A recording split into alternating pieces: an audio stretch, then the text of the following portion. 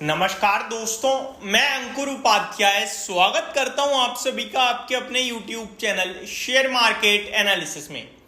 एक खबर दोबारा से गर्म हो गई है और वो है हिंडनबर्ग की। दोस्तों, हिंडनबर्ग की बात करें तो दोबारा से चर्चाओं में आ गया है मैटर और काफी रिपोर्ट्स निकल रही हैं। कुछ कमेंट में है कि हिंडनबर्ग वापस आ गया है, अदानी ग्रुप का क्या होगा, प्लीज इस पे वीडियो बनाइएगा। मैं आपको पहले तो क्लियर करना चाहूंगा कुछ चीजें। इस समय अदानी जो है ना वो आउट है, वो मैटर से आउट है। वहां पे मतलब उसको लेकर कोई आरोप, कोई एलिगेशन नहीं है, वो अभी मैटर से आउट है। यहां तीन लोगों की बात चल रही है, तीन लोगों का मैटर है ये। एक तो आपका हिंडनबर्ग जो काफी फेमस हो गया अदानी ग्रुप के ऊपर आरोप एलिगेशंस लगाने के बाद। हालांकि सुप्रीम कोर्ट से उन्हें पूरी तरीके से रिजेक्शन मिला हिंडनबर्ग को कि रिपोर्ट फालतू थी, उनका केवल चरित्र खराब करने के लिए थी रिपोर्ट। इनफैक्ट केवल भारत नहीं, अमेरिका में भी उनके लॉज ने यही कहा कि भैया फालतू था। दूसरा मैटर में जो शामिल है व्यक्ति वो भैया एक सेबी रेगुलेटर, भारत का सेबी जो है, ये जो सिक्योरिटी मार्केट्स का रेगुलेटर है वो है SEBI, security exchange board of India. तो दूसरा शामिल व्यक्ति जो है वो है सेबी। और तीसरा एक इस बार नया नाम शामिल हो गया है कोटक महिंद्रा बैंक का। पूरी वीडियो देखिएगा अगर पूरा मैटर जानना है तो। एक्चुअली में ये बहुत ही सिंपल और सॉर्टेड है। इसमें कोटक बैंक के अगर आप इन्वेस्टर हो, आपको लग रहा है अरे यार मैं गया, इस बार तो कोटक की बारी आ गई। कुछ नहीं हुआ है भाई, कोटक बैंक एकदम ठीक है। कोटक बैंक में निवेशित रहो, पैसा बनेगा। सिंपल क्रिस्टल क्लियर बोल रहा हूं, कोई दिक्कत का विषय नहीं है। देखो, सेबी ने सो कॉज नोटिस भेजा हिंडनबर्ग को, 46 पन्नों का, 46 पेजेस का शो कॉज नोटिस, यानी कारण बताओ नोटिस। सेबी के अलग अलग सवाल थे हिंडनबर्ग से और सेबी का भैया कारण बता दो हमें इन सारे सवालों का। उसके बाद हिंडनबर्ग ने क्या किया है अब वो समझिए आप। हिंडनबर्ग ने कारण बताओ नोटिस को कह दिया ये फर्जी है, बेमतलब है, हमसे उल्टा सवाल कर रहे हैं। उन्होंने कहा सच्चाई को सेबी दबाना चाहता है और बेमतलब के सवाल हमसे कर रहा है। ये उन्होंने रिप्लाई दिया है पहला। और शोकोज नोटिस को वो क्लियरली मार्केट में आके बोल रहे हैं।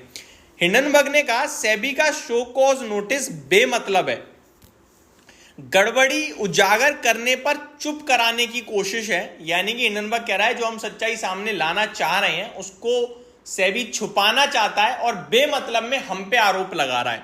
सेबी ने जानबूझकर कोटक ग्रुप का नाम नहीं लिया, ये कह रहा है हिंडनबर्ग कि कोटक ग्रुप का नाम नहीं लिया। देखो हुआ क्या मामला मैं बताता हूं।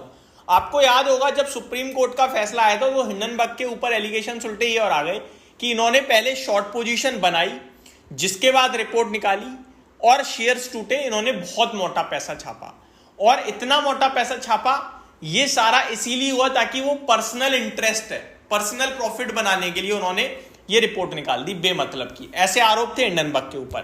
तो हिंडनबर्ग ने उसके ऊपर भी कमेंट कराया, वो मैं बताऊंगा।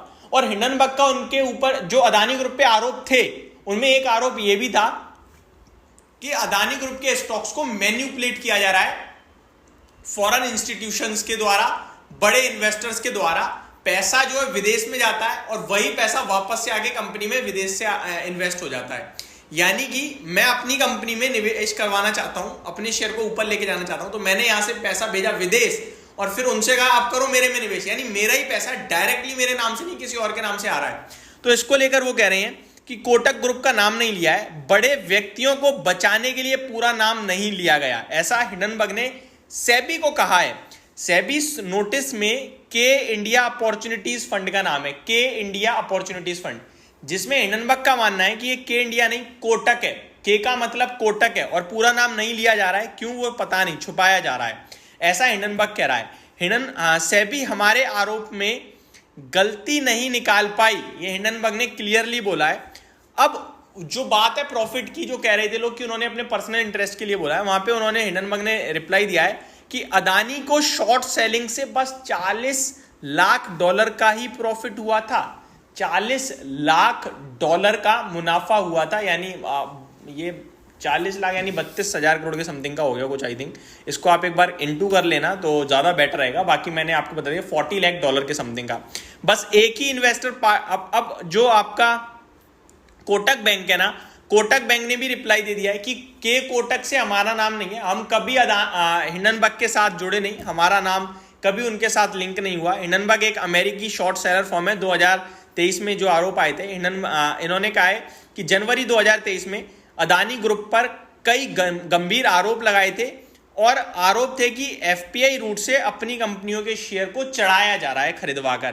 कहने वाली बात है, अगर आप शॉर्ट में समझें तो ये आपस में एक दूसरे पे आरोप लगा रहे हैं। यानी कि मैंने कहा कि भैया तूने ये गलत करा है और तो उन्हें बोल दिया कि भैया तूने ये गलत किया है। इससे ज़्यादा कुछ नहीं है। किसी पर्टिकुलर स्टॉक को, कंपनी को, रेगुलेटर को लेकर कोई फ्रेश न्यूज़ रिपोर्ट आर्टिकल नहीं है। सेबी ने शोकॉज नोटिस भेजा कि ये सारे कारणों पे आप हमें दे दो भैया कि क्यों हुआ।